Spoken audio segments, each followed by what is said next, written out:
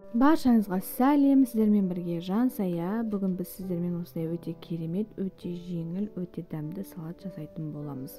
Ингредиенті қарапайым, осы 3 заттан ғана тұрады.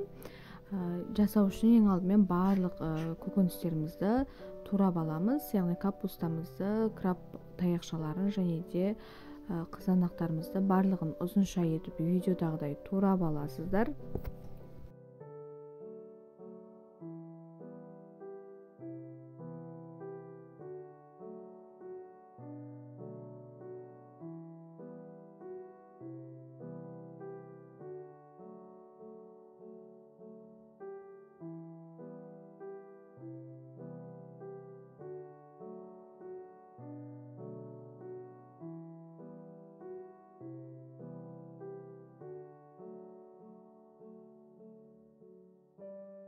Турап алғаннан кейін салатымызға тұзымызды және де майонезімізді қосып, жақсылап тұрып араластырып аласыздар.